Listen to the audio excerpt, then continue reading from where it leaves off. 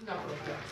¿Qué otro nombre había? Neoconstitucionalismo, ya dijimos las razones por las cuales me parece inadecuado. El no positivismo jurídico, ¿por qué es inadecuado?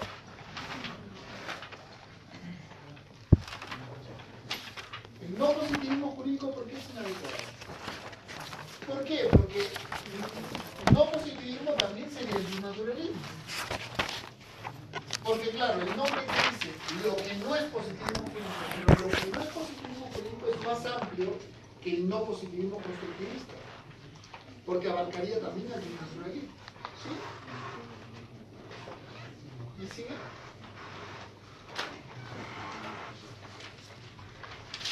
Si acá está el jus positivismo,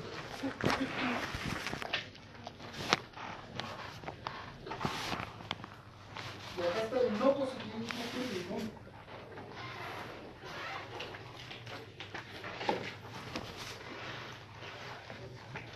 y acá el jus naturalismo,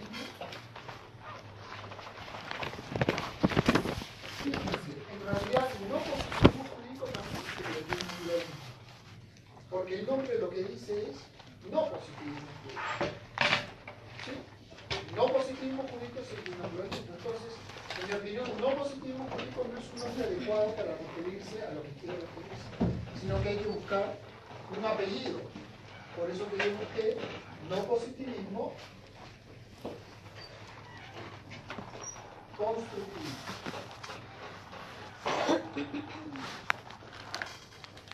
Entonces, sí se puede decir, el no positivismo jurídico puede ser no positivismo constructivista o puede ser natural. ¿Ve? Entonces hay dos formas de oponerse al positivismo, siendo no positivista constructivista o siendo naturalista. Claro, pero los dos son tipos de no positivismo. ¿Cuál era el error del profesor Alexis? Interpretar que este es este de aquí. ¿Sí? Como si todo este sector fuese puramente no positivista y no había acuñado un término para la tesis intermedia, que era lo que se quería esto. También se le llama teorías de la argumentación jurídica, pero la teoría de la argumentación jurídica es un nombre demasiado reducido, porque aquí hay posturas que no desarrollan teorías de la argumentación jurídica. También se le llama postpositivismo jurídico. ¿Sí? Postpositivismo jurídico tiene una ventaja, que el postpositivismo jurídico no incluye al naturalismo. La palabra postpositivista no es igual que no positivista. Entonces, en ese sentido es mejor. El problema del postpositivismo jurídico es que hace alusión a algo posterior al positivismo jurídico. Y propiamente no explica algunas posturas que podrían ser previas al positivismo jurídico y también están incluidas aquí. ¿No? Para empezar, el mismo Kant. El mismo Kant no es pues postpositivista, pero es no positivista. Entonces, la palabra postpositivismo tampoco es adecuada. Por eso que les propuse esto. ¿Sí? Y es importante el tema, se los pregunto, porque ustedes se van a topar normalmente con esas nomenclaturas. Postpositivismo, neoconstitucionalismo, menos como objetivismo jurídico, constructivismo ético, lo llama Massini. Pero también habría que descartar eso porque el constructivismo ético hace alusión solamente a una tesis ética, pero no se pronuncia sobre una tesis jurídica. Y el no positivismo abarca de moral y derecho. Entonces quedaba corta. Constructivismo ético, que es la postura ética, pero no dice nada sobre el derecho positivo. Entonces por eso se la descarté. Y entonces por eso te propongo esto. ¿Sí? ¿Sí? Transpositivista es la palabra como le da, o sea, Massini utiliza en vez de no positivismo jurídico, utiliza, pero en vez de este. No en vez de este. En vez de este utiliza transpositivismo. Mira, eso está en la lectura que está en el compendio, pero que no va a entrar para el control de lectura. ¿Preguntas sobre eso? Ya está. En la clase anterior vimos al irracionalista Duncan Kennedy, concretamente miembro del movimiento Critical Legal Studies, ¿no? Los estudios críticos sobre ello. Y hoy vamos a ver a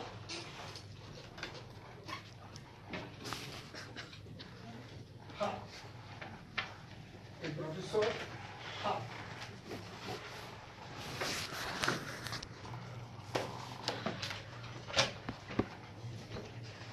Digamos que es un positivismo moderno, también en un sentido moderado, si lo comparamos con el positivismo de Kelsen o con el positivismo de Austin, se escribe Austin, que es el maestro de Hart. Hart se inscribe dentro de un movimiento de filosofía que es la analítica. Y voy a hablar sobre la filosofía analítica. No se restringe al derecho la filosofía analítica, pero hay un positivismo analítico, ¿ya? O sea, hay una versión jurídica de la analítica, normalmente se le conoce como filosofía analítica, hay una versión jurídica y a esto se le conoce como los positivistas analíticos, o analíticos, sencillamente, pero los analíticos en el ámbito del derecho. Van a darse cuenta ustedes porque hay una relación entre la analítica y el positivismo jurídico. Creo que eso va a ser evidente cuando explique en qué consiste la analítica. Surge a partir de lo que se conoce como el Círculo de Viena y de la obra de Wittgenstein.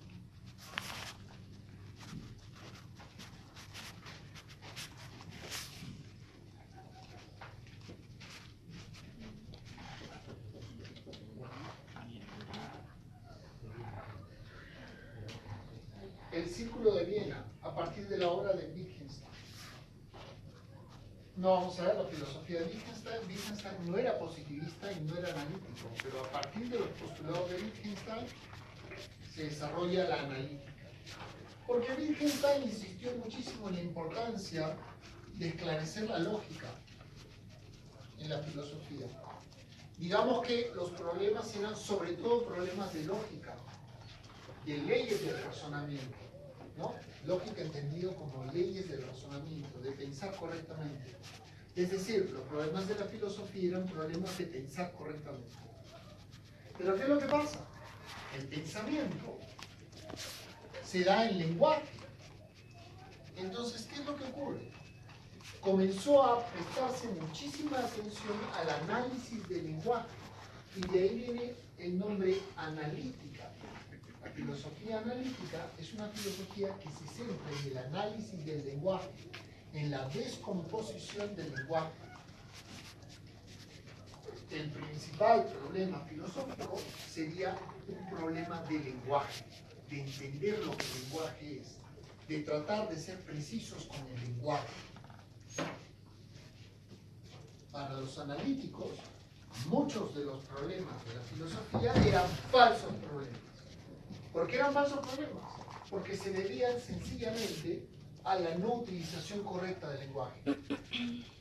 Como no se analizaba el lenguaje correctamente, aparecían problemas que no eran reales. Por ejemplo, para ellos, todos los problemas metafísicos sobre el ser, sobre la causa, sobre la finalidad, sobre la esencia de las cosas, en el fondo son causados por un ineficiente uso del lenguaje.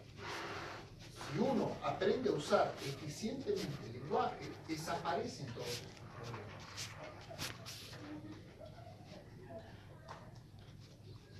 ¿Sí? Entonces, la filosofía analítica se centra en el análisis del lenguaje, de ahí proviene el nombre analítica. Básicamente, analizando el lenguaje, analizando significa descomponiendo el lenguaje, uno podía disolver muchos de los falsos problemas filosóficos. Por ejemplo, el problema sobre la naturaleza del hombre era un falso problema filosófico. Había que disolverlo. ¿Por qué? Porque la palabra naturaleza no se corresponde a ningún objeto. ¿Sí? Por ejemplo. Entonces, el análisis del lenguaje nos daba una claridad de los problemas filosóficos. Y a eso apunta la analítica filosófica pura. No estamos hablando del derecho todavía. Hablamos de la analítica. Muy bien. Esa postura filosófica comienza a tener mucho impacto en el siglo XX. Y comienza a influir tanto en los filósofos de Cambridge y de Oxford. Y comienza a haber un correlato en las escuelas de derecho de Cambridge y de Oxford. Entonces, generan escuelas de Cambridge y escuelas de Oxford. Hart pertenece a la escuela de Oxford, donde se aplica la analítica del derecho. ¿Se puede entender por qué se hace esto? Parece una cosa sensata, porque el derecho, ¿qué cosa es? Lenguaje. Entonces, apliquemos la filosofía analítica al lenguaje. Pero ¿qué es lo que pasa? Si el derecho es solo lenguaje y nada más que lenguaje, ¿qué tipo de postura se puede asumir? De las que conocen ustedes. El justnaturalismo, el positivismo o el no positivismo constructivista. Claro, es el positivismo. ¿Por qué? Porque al final, ¿el derecho qué sería? El lenguaje puesto ahí en la norma, o el lenguaje utilizado por los jueces. No sería más que esto. Nuevamente no habría derecho natural. El derecho se restringiría al lenguaje. ¿Y el lenguaje, de qué derecho habla el lenguaje? Derecho positivo. ¿Sí? Entonces fíjense que es un nuevo positivismo jurídico a partir de la filosofía analítica. El lenguaje, el derecho es lenguaje y nada más que lenguaje. Luego desaparece el derecho natural. Nuevamente, desde otro ángulo. Bien, entonces, estas son las ideas que están de fondo en el planteamiento de Hart. ¿Sí? ¿Hasta ahí sí? Muy bien. Ahora vamos a Hart, cuya lectura deben haber hecho para hoy. Les había pedido que estudien Hart. Hubiese sido muy bueno que lo estudien ahora. Igual, la próxima semana ya tenemos el control de lectura, así que estará Duncan Kennedy, Hart y los demás. ¿Verdad? Del libro del que les voy a hablar ahora, que es el que ustedes han leído, vamos a suponer que fue así, es un libro que se llama The Concept of Law, ¿no? En la traducción de Genaro Carrió, el concepto de derecho. No es un libro de filosofía del derecho, es un libro de texto para enseñar. O sea, es decir, en el mundo anglosajón hay un curso que se parece al que ahora tiene la nueva malla de derecho que se llama Teoría del Derecho, que en inglés se llama jurisprudence, ¿no? Jurisprudencia, podría decirse, traducirse literalmente al castellano, pero que debe traducirse como teoría del derecho. O sea, es un curso que se dicta en los primeros años, donde se explica básicamente las instituciones del derecho, ¿no? Pero no del derecho anglo, ¿no? O no del derecho australiano, o del derecho inglés, o del derecho norteamericano, sino como las instituciones básicas del derecho. Por eso que no es una sencilla introducción al derecho peruano, sino que es un jurisprudence, entonces teoría del derecho, conceptos básicos del derecho. Entonces, The Concept of Law es un libro de teoría del derecho, destinado a primer año de universidad. Es un libro sencillo para sus estudiantes de primer año. Hart era profesor de jurisprudence en la Universidad de Oxford. Un dato interesante sobre él es que era discípulo de Austin. Austin era un positivista clásico. ¿A qué llamo yo un positivista clásico? Era alguien que asociaba, probablemente a ustedes les va a sonar esa idea, que el derecho, lo que distinguía el derecho básicamente era ser órdenes dadas por la autoridad y respaldadas por sanciones. Es decir, lo que distinguía el derecho, además de ser un sistema normativo, era que esas normas estaban respaldadas por amenazas. Es decir, el Estado te decía, o cumples o te va mal.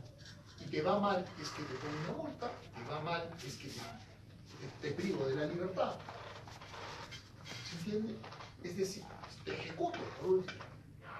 Eso significa una amenaza. Es decir, el derecho son órdenes respaldadas por amenazas. Ese era Austin, ese es Kelsen, ese es Ross. O sea, estamos del positivismo del que hemos venido. Ese es Bobbio, para hablar de un positivista italiano de mucho interés en el periodismo. ¿Sí? ¿Han oído? Norberto Bobbio. ¿Sí? Bien. Entonces, ese positivismo que asociaba el positivismo a las amenazas va a tener una forma de ese mismo positivismo en el maestro de Hart. Sin embargo, Hart va a rechazar esa tesis. Por eso les digo que el positivismo de Hart fue muy fresco, arrojó mucho aire fresco a la teoría del derecho y a la filosofía del derecho, porque llegaba a plantear que la diferencia sustancial del derecho y la moral no es que se trata de un sistema de normas respaldadas por amenazas. No había que recurrir a la amenaza para entender lo que distingue al derecho, ¿no? Y esta es una idea que después de Hart va a estar como presente en la filosofía del derecho. Hoy en día los positivistas no sostienen que el derecho es algo respaldado por amenazas. Digámoslo así, que lo que distingue al derecho no es la amenaza, no es la sanción. No. Los positivistas ya no piensan eso. ¿Y qué cambió ese paradigma? Una idea revolucionaria, la idea de Hart. Bien. Es importante también porque Hart, así como va a ser el positivista más renovador de fines del siglo pasado, también una polémica con él va a ser muy importante para lo que termina siendo, en un sentido, la debilidad del positivismo jurídico contemporáneo. Es decir, podríamos decirlo de la siguiente manera: esa fortaleza en que Hart toma conciencia de que el derecho no debe identificarse solamente ni principalmente por la violencia, por las sanciones, por las amenazas, esa apertura de Hart lo va a llevar a una postura donde queda en entredicho el positivismo jurídico. ¿Por qué? Porque sus tesis van a ser criticadas por un discípulo suyo, un norteamericano, Ronald Dworkin. Y de la polémica entre Hart y Ronald Dworkin va a aparecer un nuevo tipo de positivismo al cual se va a llamar positivismo incluyente, positivismo suave o soft positivismo, ¿no? O positivismo incorporacionista. Hoy en día, la mayoría de positivistas son positivistas soft, es decir, positivistas blandos, positivistas débiles. ¿Sí? Ya vamos a entrar a ver el positivismo débil, si me permiten, cuando hagamos la polémica entre Hart y Dworkin. ¿Sí? Entonces, sencillamente les estoy diciendo por qué es importante Hart. Hart también es importante porque es el profesor del naturalismo más importante actualmente, el naturalista más importante, que es John Finnis, que es un profesor australiano, también discípulo de Hart. Entonces, fíjense que Hart ha sido importante para entender el no positivismo y el positivismo contemporáneo. O sea, así importante es.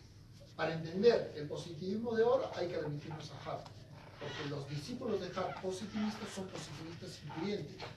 ¿Por qué? Por la polémica que Hart tuvo con Dworkin. Y ahí, para entender el no positivismo constructivista hay que ir a Hart. ¿Por qué? Porque el no positivismo constructivista aparece con Dworkin en la polémica con Hart.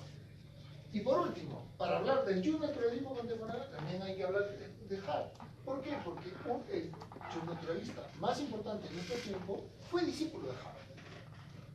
No solamente eso, Hart le pide a Finnis que escriba en un libro. La obra más importante de John Finnis es Natural Law and Natural Rights, que se tradujo al castellano como Ley Natural y Derechos Naturales. Siempre con el problema de la palabra law en inglés, que puede significar ley, puede significar derecho, ¿no? Entonces, Natural Law and Natural Rights fue la obra cumbre de Finnis. Pero ¿saben ustedes que esa obra se le encargó también Hart? Finnis en ese momento era positivista, igual que Hart, que es su maestro. Incluso ya había hecho la tesis doctoral. En ciencia jurídica, aquí hago un pequeño paréntesis, digamos que uno termina su formación académica con el doctorado. ¿Qué significa eso? Cuando uno termina el doctorado, uno tiene ya formada la cabeza. Lo que viene, pues uno es doctor. Lo que viene después es el desarrollo de las tesis, ¿no? Pero no es que uno, después del doctorado, pues cambie de postura. A lo más cambia de postura en el doctorado, lo cual ha pasado con algunos autores, que en el doctorado cambiaron de postura, ¿cierto? Pero normalmente no es así. Uno termina el doctorado y ya su postura está más o menos clara y a partir de ahí viene el desarrollo. Bueno, caso sorprendente el de Finis, discípulo de Hart, su naturalista Finis, que es uno de los autores que vamos a ver. Finis había hecho su tesis doctoral con Hart y la tesis era positivista, a lo Hart, completamente positivista. ¿Pero qué pasó? Hart sabía que tenía un pendiente que era estudiar a los naturalistas, entonces le pide a uno de sus mejores discípulos que critique el naturalismo. Y el nombre se lo da Hart. Hart le dice, escribe un libro que se llame Natural Law and Natural Rights. Por supuesto que lo que pensaba Hart es que Finis haría una obra crítica,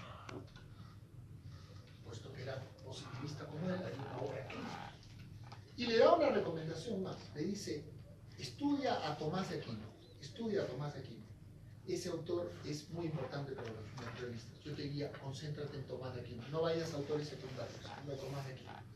Nuevamente, la recomendación fue extraordinariamente correcta. Había que hacer eso. Y entonces Finis, que nunca había estudiado a Tomás de Aquino, se arranca a estudiar a Tomás de Aquino. El libro estaba proyectado para 3 años, ¿no? Más o menos al año quinto o sexto, le dice Finis a su maestro que va bien, pero que necesitaría mucho más tiempo. Y Hart le dice, tómate el tiempo que necesitas. A los 12 años sale a la luz Natural Law, Natural Rights, y ese libro marca el giro de Finis. Finis se había vuelto naturalista, ¿no? Lo que dijo Finis a Hart fue, maestro, Tomás de Aquino tenía razón, ¿no? O sea, lo estudié con detenimiento y sabe que tiene razón. Entonces fíjense lo importante que es Hart para nosotros, ¿no? Tanto el positivismo contemporáneo viene de sus ideas, el naturalismo contemporáneo, mucho, el de Finis, viene de sus ideas, y el no positivismo constructivista, mucho, viene de sus ideas. Entonces estamos hablando de un autor importante. Yo no sé si ustedes habían oído hablar de él, pero espero que después de esta clase, cuando alguien diga Hart, entonces ustedes dicen, bueno, el profesor de Oxford, muy importante para la filosofía del derecho contemporáneo. Ya sea que se siga sus ideas o ya sea que se les critique, no se puede entender la filosofía del derecho contemporáneo sin Herbert Hart. ¿Sí? Hasta ahí, claras las ideas. Filosofía analítica volcado a derecho en la escuela de Cambridge y en la escuela de Oxford. En la escuela de Oxford, discípulo de Austin, que es un positivista duro, o sea, un positivista antiguo, o sea, un positivista que vinculaba el derecho a la sanción.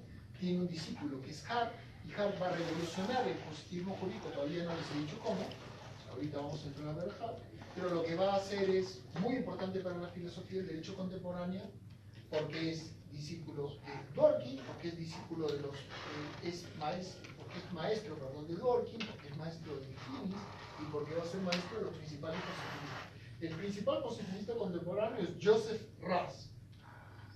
Probablemente ustedes tampoco han oído hablar de Joseph Raz. Bueno, Joseph Raz es el principal positivista jurídico en la actualidad. Y además es un positivista como el primer Hart. O sea, es un positivista no soft positivista, sino es un positivista duro, como el primer Hart. Bueno, él también es discípulo de Hart. ¿Sí?